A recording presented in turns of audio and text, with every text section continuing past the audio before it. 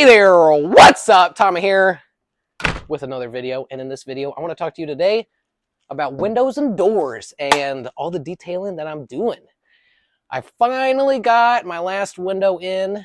I have 1, 2, 3, 4, 5 windows, and kind of all different sizes. Collectively, they all cost me $2,000, which I think is quite a steal. Now, I am repping Performax! Let's go! Menard's cheapest brand of windows. And I'm okay with that because a vinyl window is a vinyl window. Got single hung for the most part. Kind of really just to reduce the amount of air seal leakage opportunities around that top part. You know, a window to me is really a giant hole in the wall. Look how fat my insulation is right here. Fat! Highly insulative. No insulation. Well, okay, like the tiniest amount of argon gas insulation. It's not even, I guess that's insulation. But anyways, I do want to show you how I'm detailing all of these windows with 475's product line. I'm using a lot of Tesconvana, Exto Seal, and Adhero 3000. Also, I haven't applied much of this yet, but I've got some Contiga IQ right here it's kind of fuzzy and it's real fat. So I'm going to use Contiga IQ right here for the interior connection to air seal the window to the wall, because this Contiga IQ has a little bit of fuzzy on it. I'm going to have interior plaster coming all the way around and connecting to this tape. So excited to have some plastered walls and a really nice tape to help me with that. I've also got Exto Seal. I really enjoyed using this stuff, actually. It's very stretchy and it's super duper waterproof. I use this for all of the window openings all the way around, actually. You're supposed to take some of this, put it on the bottom, have the sides overlap, and then finally the top. So everything is lapped and waterproof and sealed up.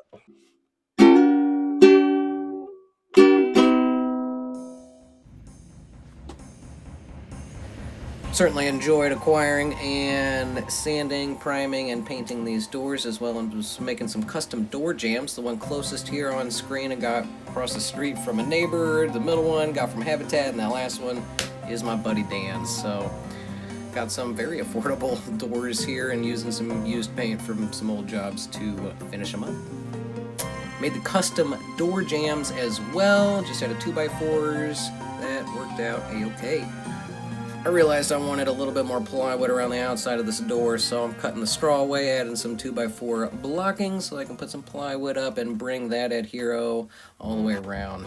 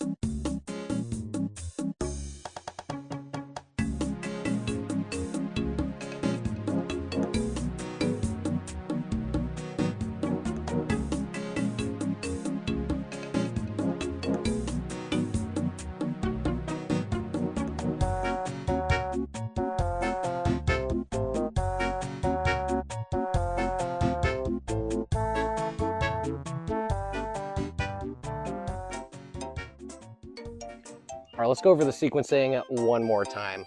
First step, exto seal. Got to seal the whole thing. Then put the window in. Most of my windows have nailing flanges on the outside. I left the bottom not sealed because since there's a little bit of a slope on this windowsill, I want that water, any water that gets inside the window, to be able to go either out these weep holes or down the bottom right here. Now over the sides and the top, I covered those up with Tescon Vanna. And yeah, I'm real happy with the sealing detail of these windows. And let's talk about these doors just for a second. So I got my custom door jambs here, made out of 2x4s. They went in pretty well. Those are sealed to the adhero and everything is sealed to the floor. I want to put a metal threshold right here on the outside underneath the screen door. I don't think I can put mortar on top of exto seal, so there'll probably be another layer of something. I might try to slope the entire thing towards the outside with another layer of something. So still kind of thinking through these details, but man, feels so nice to be able to close the door, you know what I'm saying? Whoa! I really like these lever handles. Like if your hands are full and whatever and you're trying to get in the house, man, so nice to be able to use an elbow right there or something. And the reason I kind of put those in is because I had a really good buddy pass away last year that had some trouble using his hands, and he really needed those kind of door handles right here. So, cowboy, I'll put these on for you. Your soul's always welcome in my house.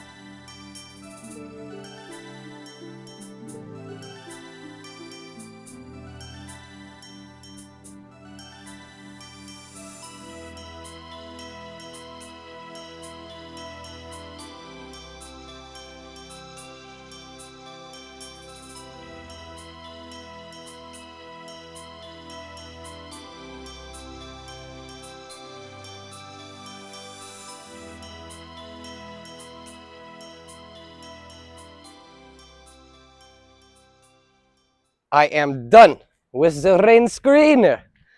Yay! Thank goodness. And before I close out this video, 2 quick edits to show you and a little recap, actually. So, 475 recommends to put Exto Seal only 4 to 6 inches on the sides and on the bottom, like I did, and not all the way around, like I did. And I believe this is for good reason, because Exto Seal is a hard vapor and water barrier. There's no water of any kind, even vapor, getting through Exto Seal. We want that on the bottom, where moisture has a tendency to come down and not penetrate through and slide on out. Now, we don't really want that, especially on the top, because things might condensate and get stuck up there. We really don't want Exto Seal to trap any of this moisture, so we like to see that vapor open membrane on the sides and the top, and have that vapor closed membrane only down here at the bottom. I think one other slight difference is I did not tape the bottom flange of my windows, which 475 recommends that you do with one of the vapor open membranes, such as Tescon or Contiga IQ.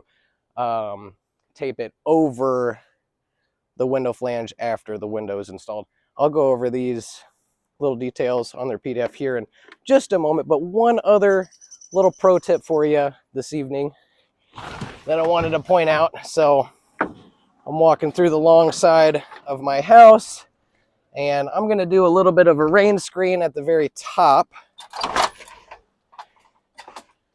And so right here you can see I've got some flashing with my bug net that I'm going to staple back up to create this bug tight air vent. And gosh, you see how it just kind of runs straight up into my soffit ledger right here. Pro tip would be to put the furring strips on first and then put your soffit ledger. My colleagues Adam and Adrian just did this on their house, and I'll flash a picture of their detail up on the screen right now. Just want to point that out, because that would really make the wall rain screen and the gaps for the roof really all be so nicely connected and continuous.